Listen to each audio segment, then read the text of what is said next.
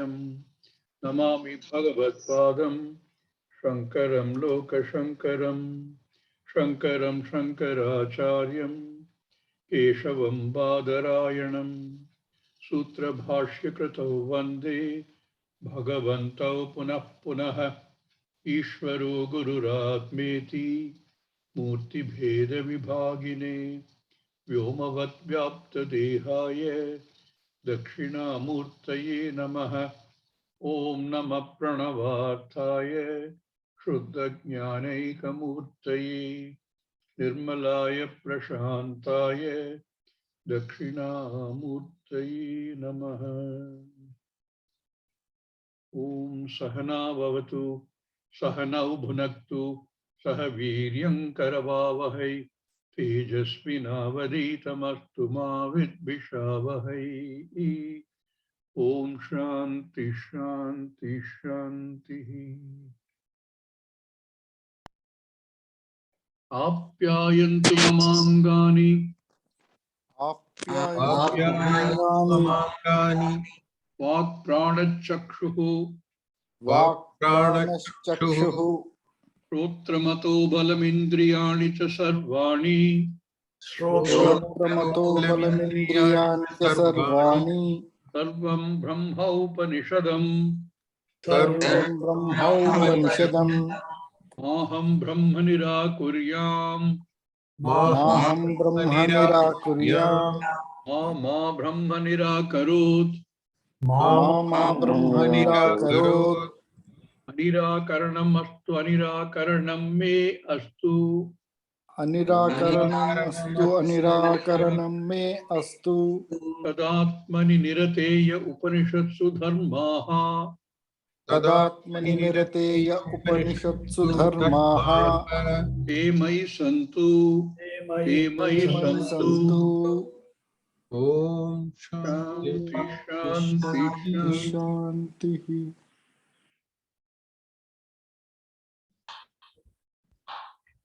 Yasya Brahma Matam Yatam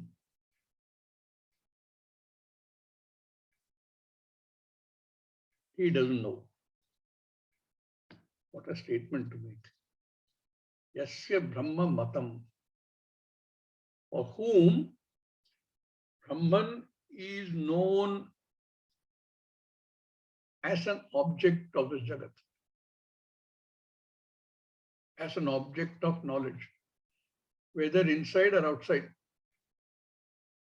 This whole Jagat, everything in here can be divided into I and everything else. And our normal division is I limited by the extremities of this body. Everything else is non-I.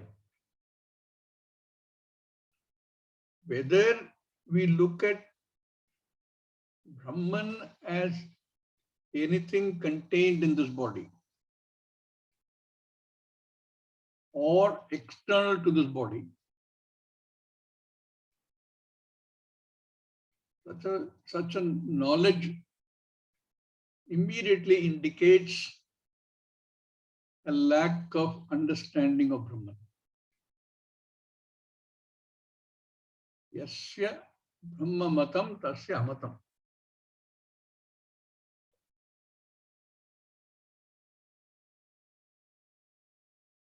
Brahman is my own antakarana. Let's leave the body alone.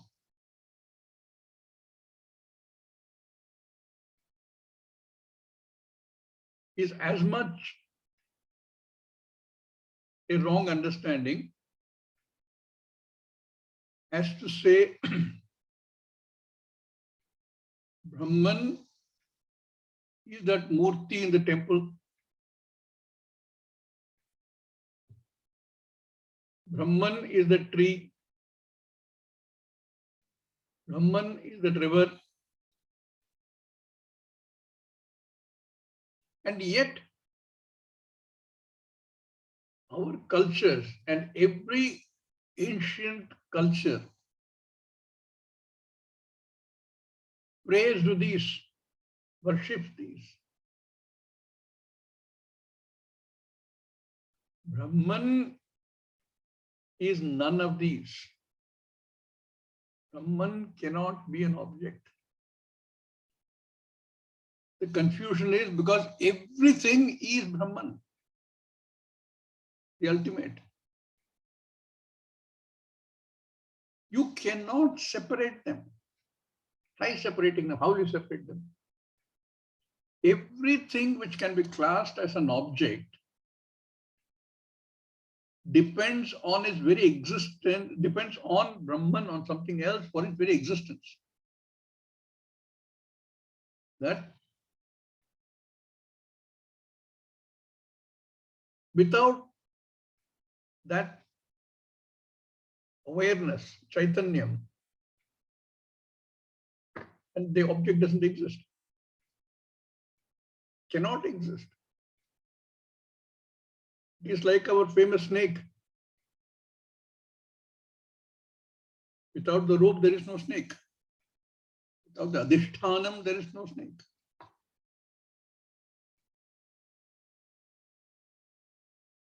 Without that Chaitanyam, that awareness, there is no antakarana. There is no sharira. There is no external object.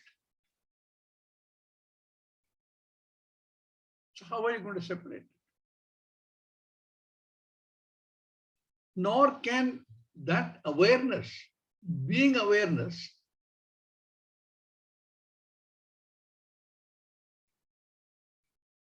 can be known on its own.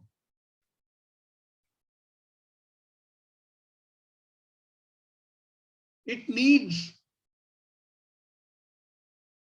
all these objects or any one of these objects for us to put a finger on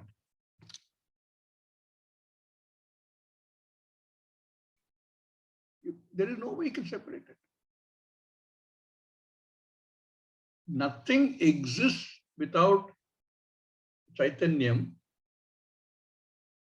and Chaitanyam cannot be known without something superimposed on it.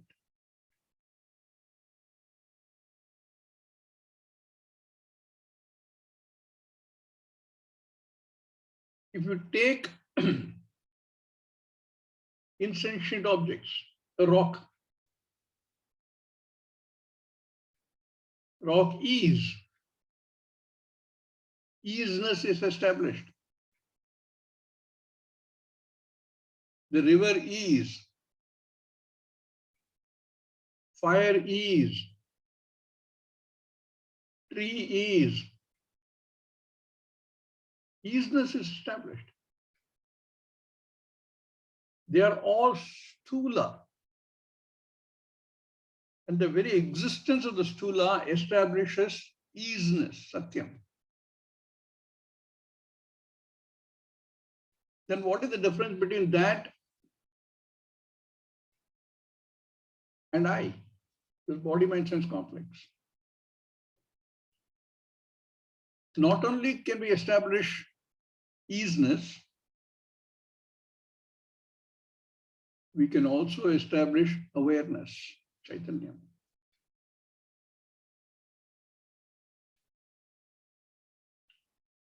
And to understand Anantam, one has to only look at that which makes easiness possible, knowledge possible in everything. There can be no limitation.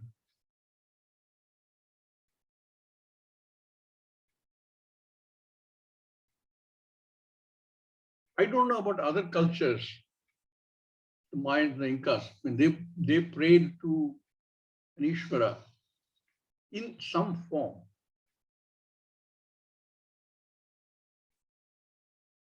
But the whole idea of praying to any object as Ishvara is to understand that every object is non-separate from Ishvara, Brahman. But Brahman is none of them.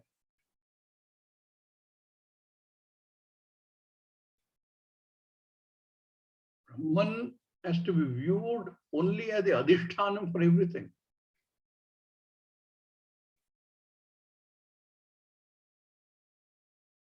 When you have Shraddha, and you know that you pray to so many different objects, you accept that they are non-separate from Ishvara, even if one doesn't know Ishvara meaning Parabrahma. That Parabrahma is none of them.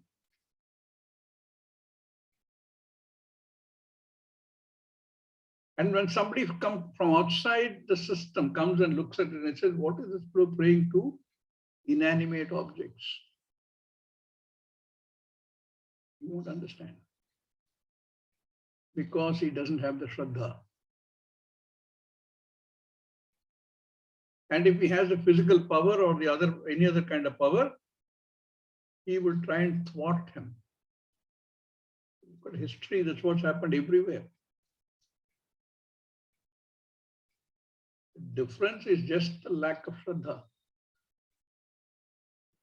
It is not belief. It is not faith.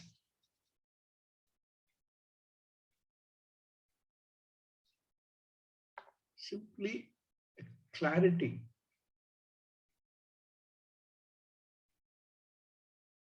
Therefore, when somebody says, Ham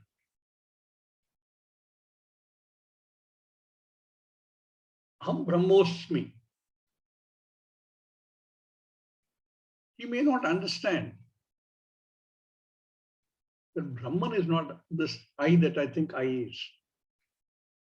But everything I think I is Brahman. Is non-self-existing. It is because of this Chaitanyam, that awareness, which is I, which does not require another Chaitanyam to reveal it.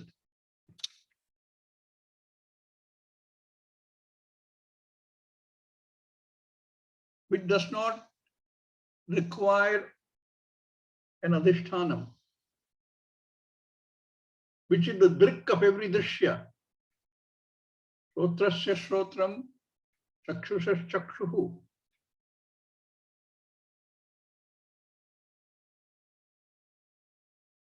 So it's a half understanding because of the non-separability of these.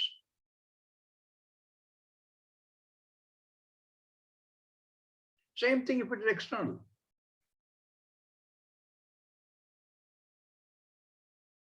Sometimes the problem is that I accept a particular form as Parabrahman.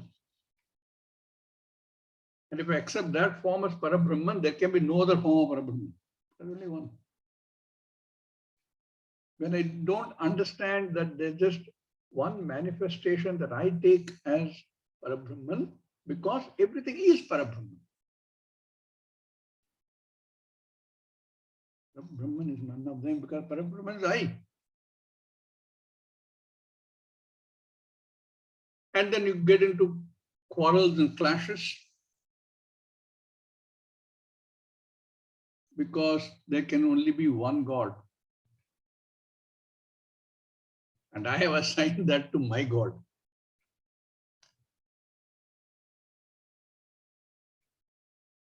I know this is Parabrahman, very good. But I don't know that Parabrahman is not this. You cannot have any object existing without this Chaitanyam. And you can't even think of the Chaitanyam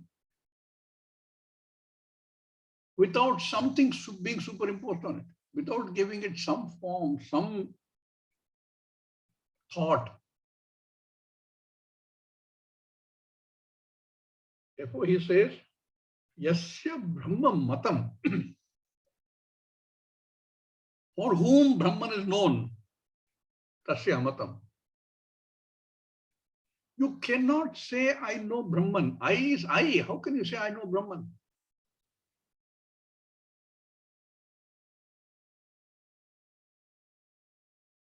Yasya matam, Brahma matam, tasya amatam. You are trying to, the Shruti is trying to explain in words something is not available to words. How do you explain it?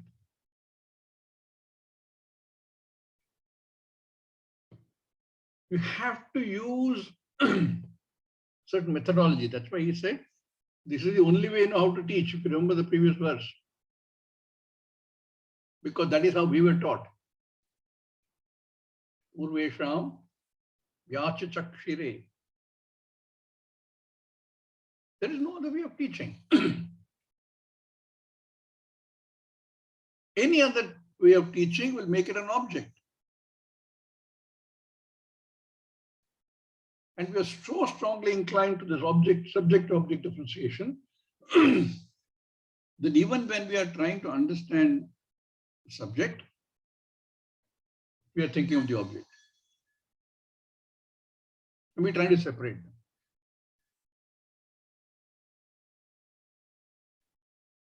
Any external object, any internal object can be dismissed, can be negated. They are subject to change, they are subject to destruction, deterioration.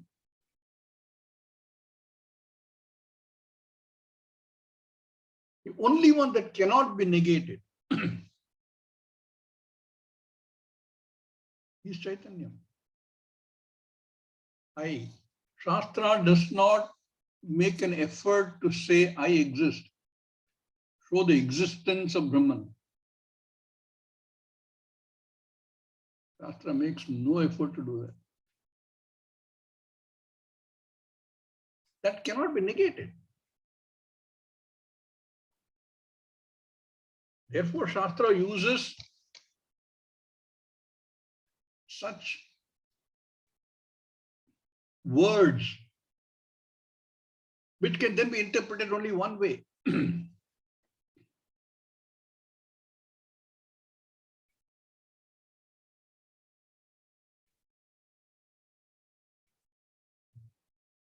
Viditat anyat, aviditat adhi.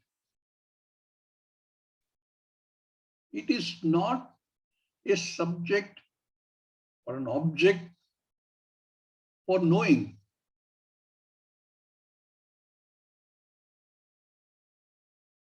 Because anything that can be known now or later by anybody at any time, anywhere, becomes an object.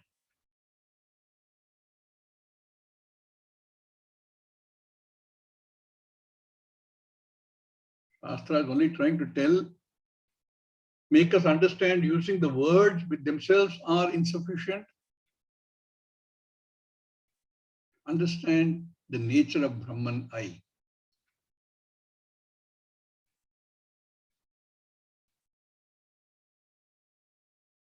Anything known or that can be known has to be an object of knowledge.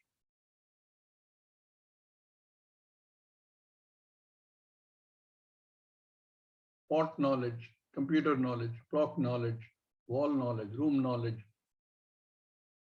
my headache knowledge, my ignorance knowledge. Everything is an object. And every object of knowledge is a particular expression of that knowledge. And therefore, it limits that knowledge. It's a limitation of the knowledge. If we can cognitively remove all the objects of knowledge, what is left? Only knowledge. Knowledge without any qualification. Knowledge as such. Nya dhatvartha.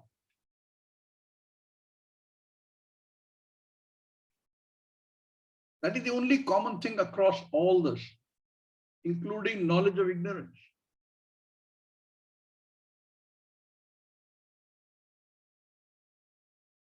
That's the only way we can understand the non-differentiation between subject-object. Object is nothing but I, Chaitanyam. Subject is nothing but I, Chaitanyam.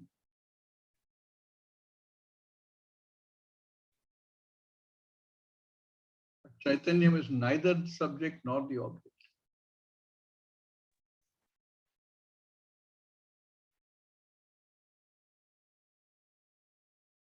Therefore, yasya matam tasya amatam. For whom it is known, it is not yet known. It is not known.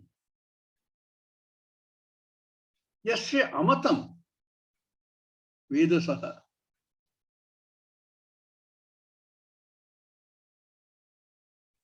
One who understands that sentence, viditat anyat aviditat adhi, and therefore it is not knowable, it is amatam, not knowable as an object.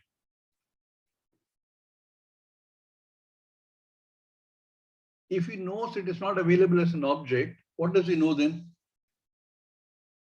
It has to be I, the subject. Vedasaha. He knows. You can't literally translate these sentences.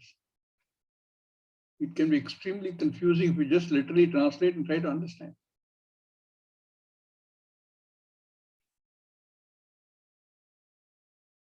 He who knows does not know. He who does not know knows.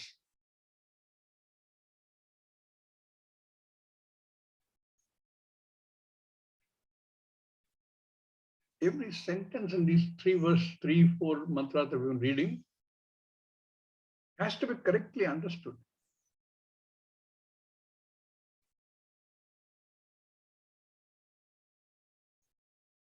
Then what are we doing all this? Put in so much effort to study. If it is not knowable, then how am I going to know? We are all searching for that knowable brahman.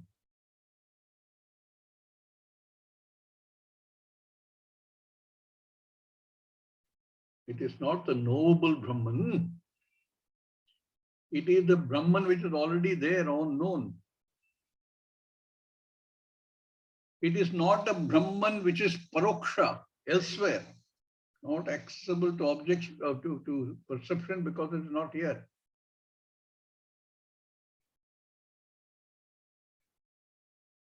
It is always you. You cannot be nearer. And yet ignorance persists.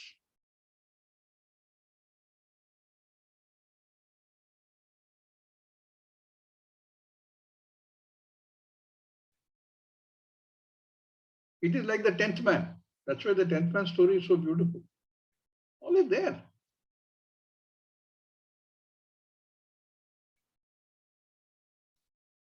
So anybody who's searching for Brahman is searching for an object.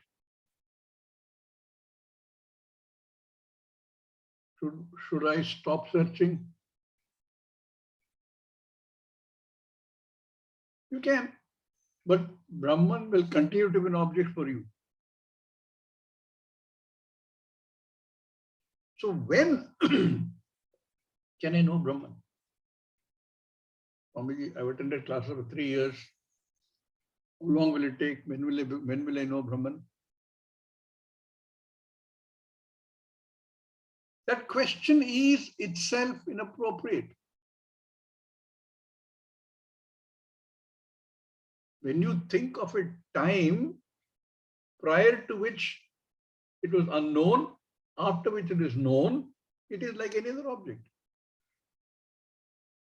Time is also an object.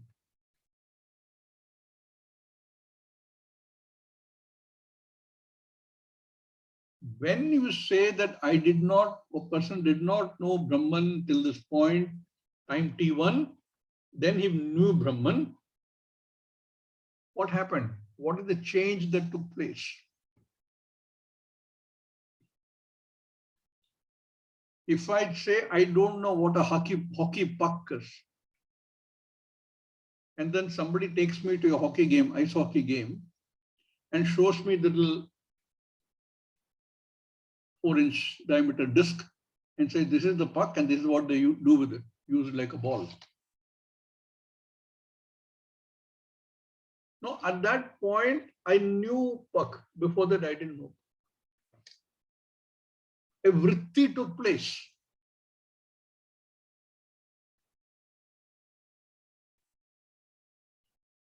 Will this happen to Brahman also?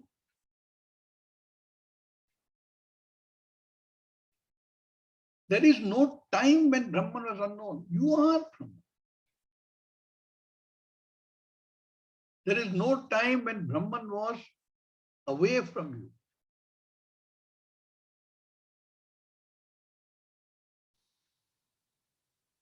Or to even ask, when will I know Brahman, is itself a meaningless question. Brahman is not time bound. What we are looking for is that Anantam.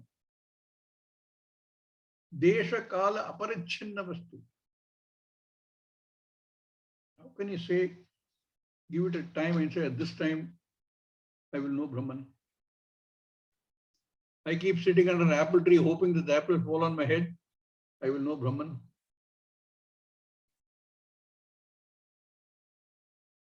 There is no time that you can talk about. Nor is there a kriya, a internal process that takes place like in the case of a hockey puck. A jnana kriya, a thought that takes place at that time. It's not when, it is not what. None of these is the answer.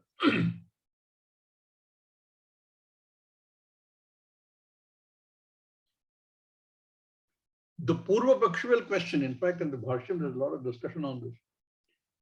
Purva Pakshi argues that Brahman is like this and like every other thing, every other object. If it was, then the whole argument till now becomes meaningless. Vedanta becomes meaningless.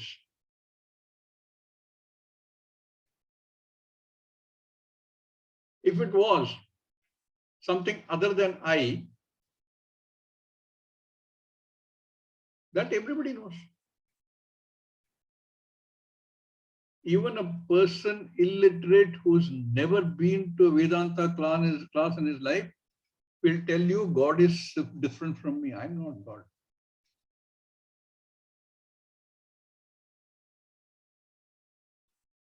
If that were the truth, if that were the reality, you don't need Vedanta.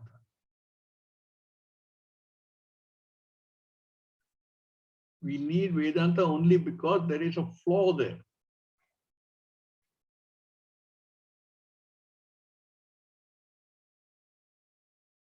If you say that there is a time at which it becomes known that something happens, that jnana kriya takes place, then this also becomes an object.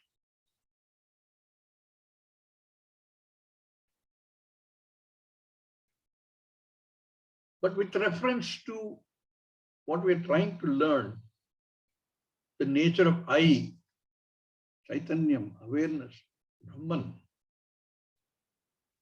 give it so many different names because there is no one name that you can give. Is that nature of I, Aham Brahmosmi. When you say that, if Aham is still the body mind sense complex, you get into the same vicious cycle.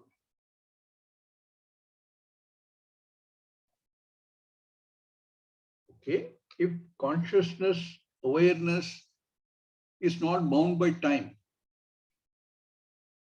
it is not something to be known at a particular point in time. If I am that Chaitanyam,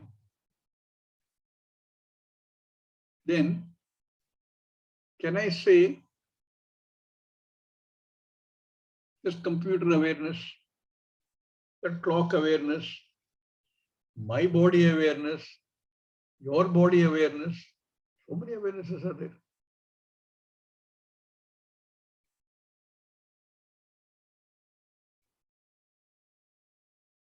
Awareness is, period. Satyam jnanam anantam brahma. Anantam is jnanam. Jnanam is satyam. Satyam is anantam. Satyam is jnanam.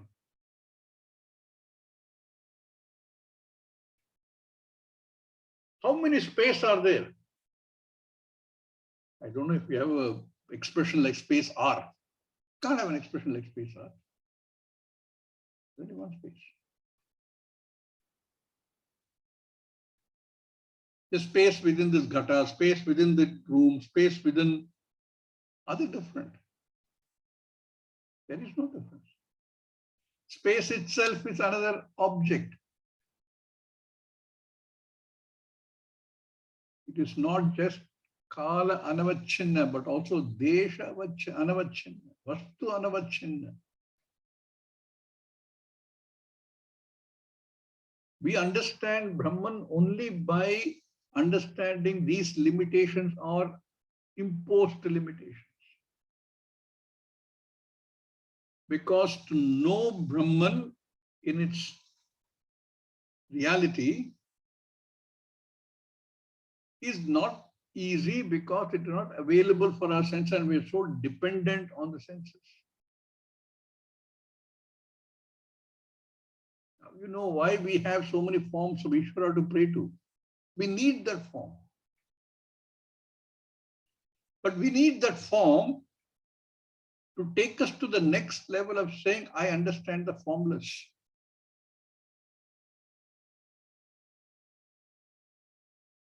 Ekam, avyayam, akhandam, thoughtless. You cannot have so many different awarenesses. In fact, I don't think there's a word called awarenesses exists. There's only awareness. This particular verse has a second line, which re-emphasizes the same thing.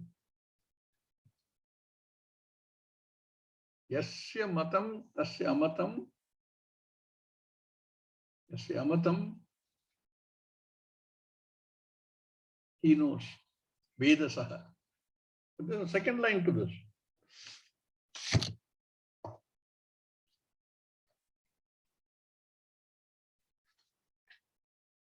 Avijñātam vijānatam. Vijñānatam avijānatam. Re-emphasizing.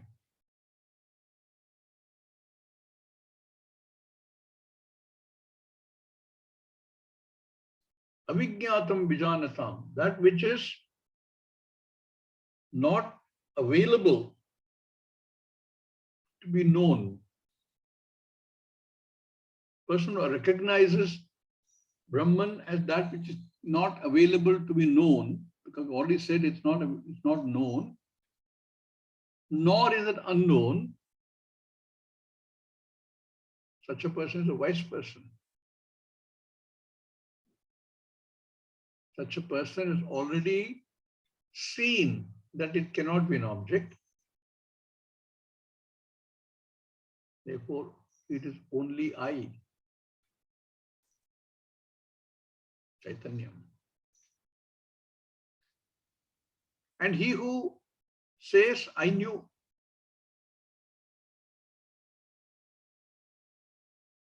Vijanatam avijnatam.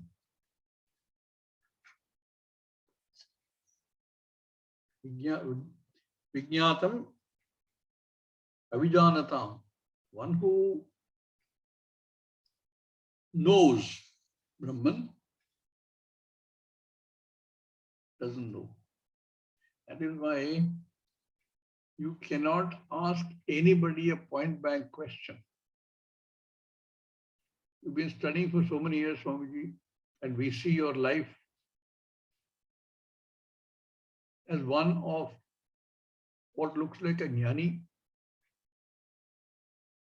You cannot ask a person, do you know Brahman?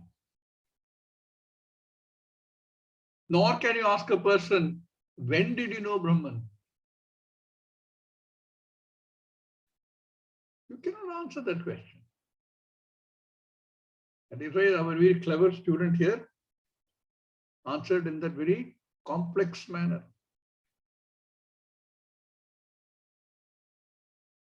Using the Guru's own words. Says, I know. Naham manye suvedeti. But I don't know it as an object. It is not that I don't know. Nona vedeti veda. And anybody who understands what I'm trying to say knows.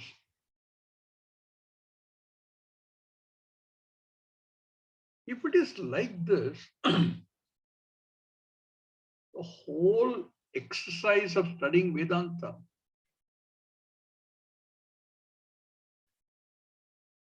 how is it going to make it possible for me to know Brahman? This is what I'm trying to do. Because right in the beginning, we have said in many places that that knowledge is mokṣa. Freedom, liberation. Liberation from what? All the things that I don't want. From death, from grief. How am I going to achieve that? What sounds like a wonderful state of liberation?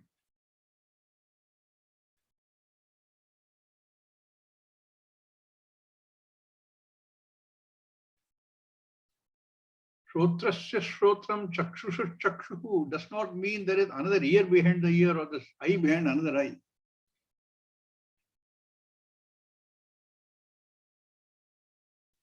If there was a ear behind the ear, then something else is required to make that ear also operate. And if it is the ear behind the ear, then it cannot be the eye behind the eye.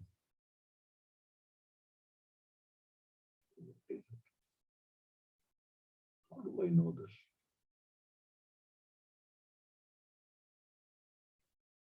You already said there is no specific time when you can say, I know.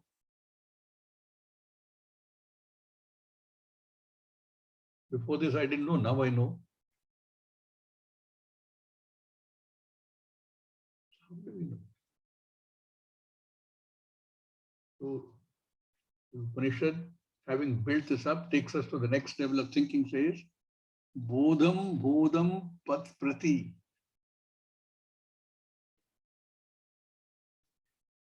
You already said that this is not something which can be said, anybody can make a statement, I know.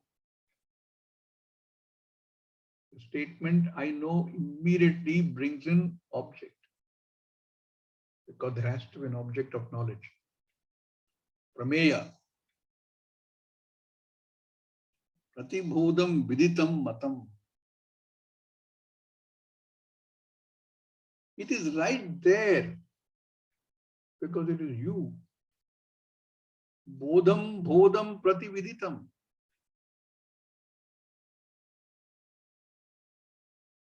Because every bodha, every thought,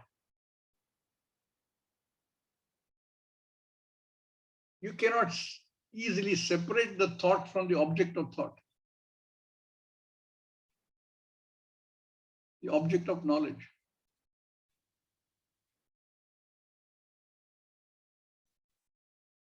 my body knowledge, the table knowledge, the chair knowledge, the ghata knowledge.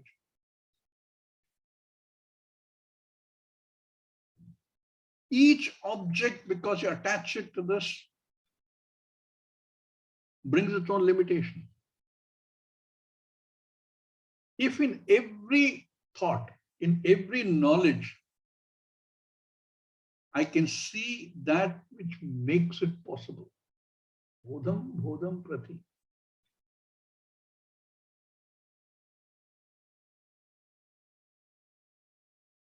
It is staring in our face.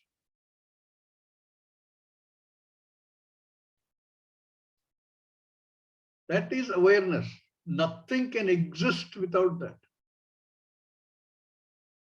Every thought exists because of that. A pot thought exists because of that.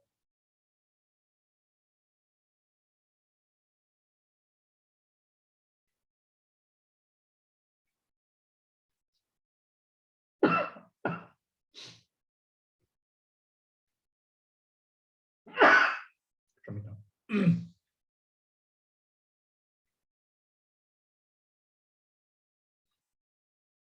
If you remove the object limitation, the thought, the knowledge of everything, probably pretty confused knowledge. But we know that knowledge is splits from one to the other, to the other, to the other. Very specific, stays for Kshanika.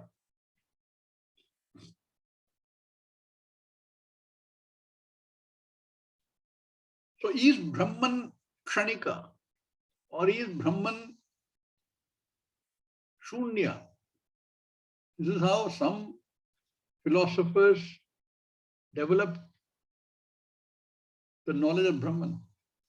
Brahman is Kshanika because it is in every thought, and thought is Kshanika. Comes and goes, comes and goes. What thought comes becomes a ball thought, becomes a curtain thought, becomes a lamp thought.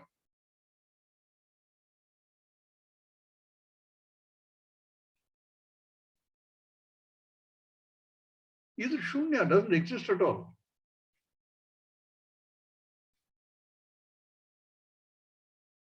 Clearly, none of these can be justified. It is the one thing that is common in everything, the easiness, the awareness. This is why Brahman is defined as Sat Chit Ananda.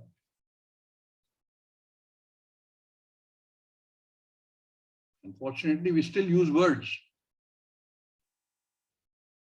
Sat, Chit, Ananda. So we need to go looking for what is the Lakshyartha. What is it trying to convey? Not just the word meaning. Because it is not available to words. Lakshyartha of Satyam. Not limited by space or time.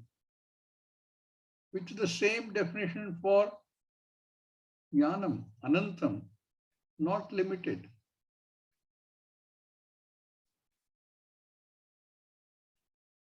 Therefore, to define it is also not easy, not possible in fact.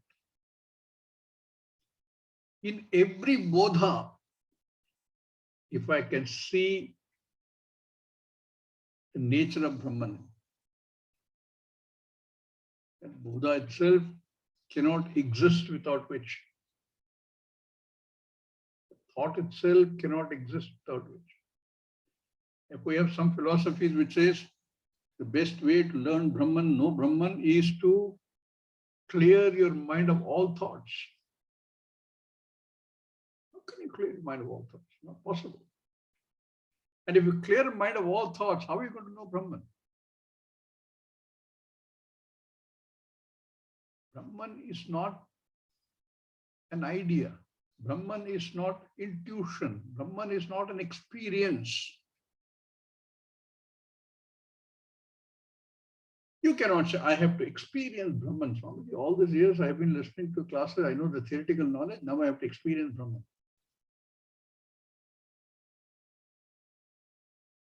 Brahman is not available for experience. Only objects are available for experience. Brahman is the very content of every thought, every experience, every idea. None of which will exist without Brahman, without Chaitanyam, awareness,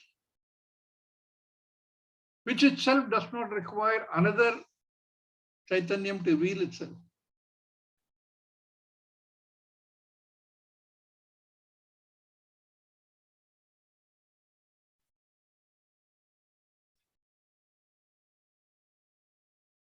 We are part of this Mithya Jagat in the sense that the body, mind, sense complex all form part of the Jagat which is completely non-self-existing, which is subject to change, which is subject to destruction. And in all this, I have to recognize the non-changing, partless I, Brahman.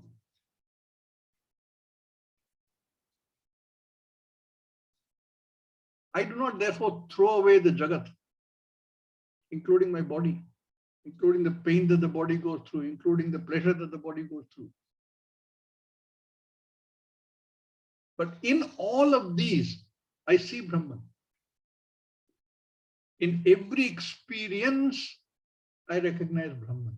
In every pain I undergo, I see Brahman.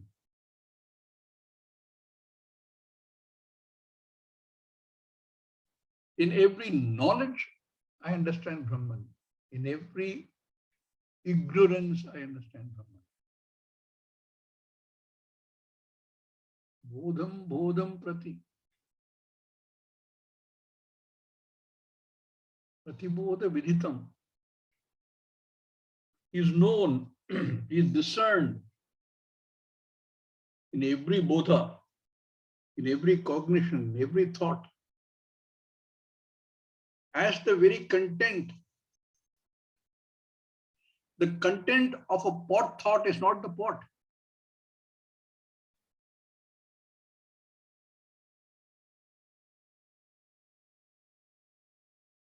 Pot is only a qualification, an adjective. Even in the clay pot example that we have,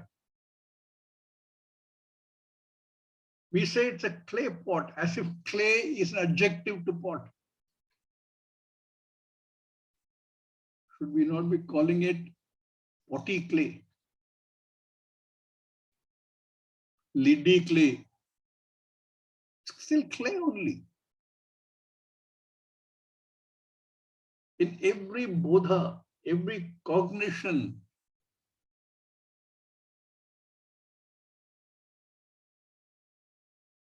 of any object, an idea, a physical object, a thought, in every cognition, the underlying adhisthana is only Brahman.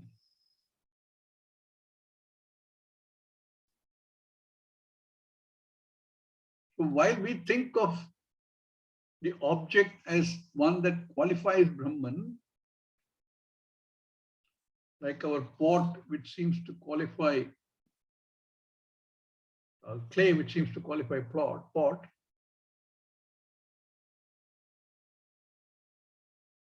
we need to be able to see the very adhisthana, the very source of existence is Brahman.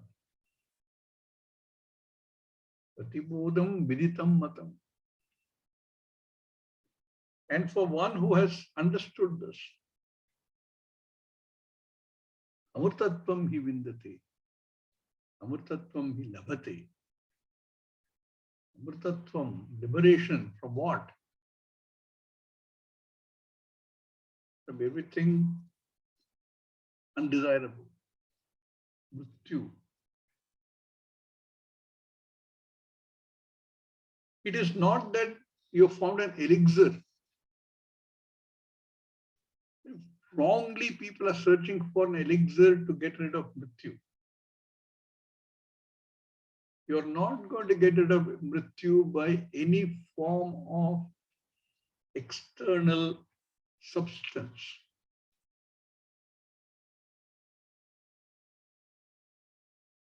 Only by understanding the nature of I, which is ajaha, amrutaha,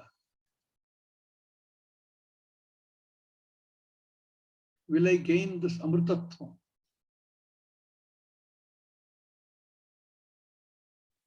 Amrutatvam vilavate.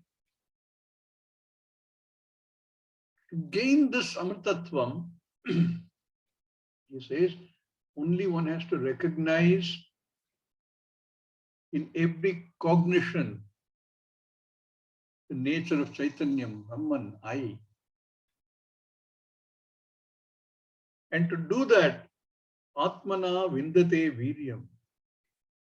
By one's own effort, Atmana. Viryam Labate, Viryam is gained. Viryam here is not, as we would translate in the day-to-day language, as bravery. Viryam is samarthyam. The ability to get oneself ready to a state of understanding. You can see how that is necessary. To be in a state to understand a sentence like Viditat Anyat Aviditat Adhi. One has to be in a state of readiness to be able to understand that. If you take the statement to a randomly chosen 1,000 people, the chances are they will say you're mad.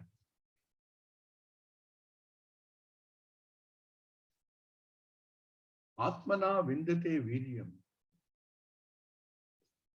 Get oneself ready to the state where that knowledge can be absorbed.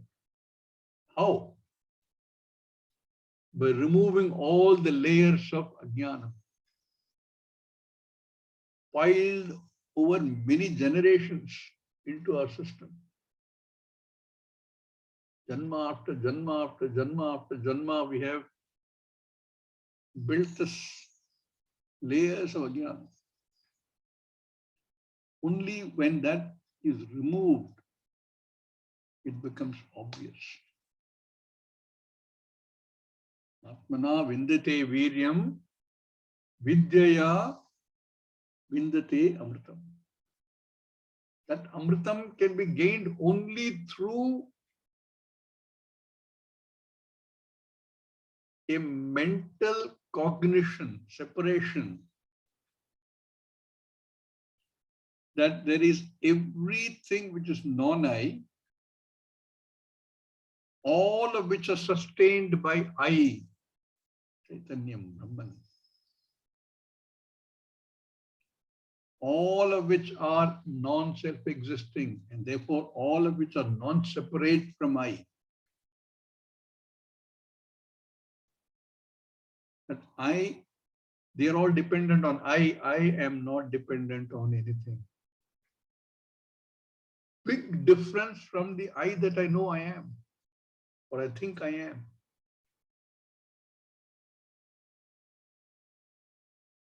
Limited, dependent on so many things.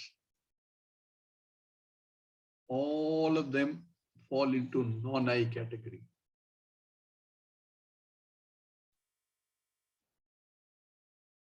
A very simple Upanishad, but very complex, like every Upanishad.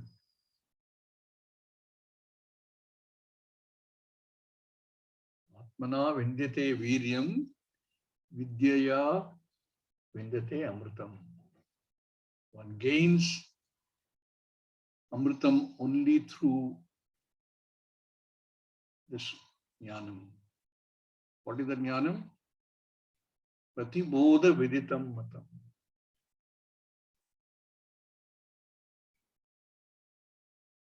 We will continue tomorrow. Om Purnamada Purnamidam Purnat Purnamudachyate Purnasya Purnamadhaya Purnameva Vasishyate. Vasishyate.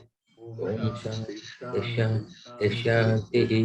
Harihi Om. Shanti. Shri Gurubhyo Namaha. Harihi Harihi Om.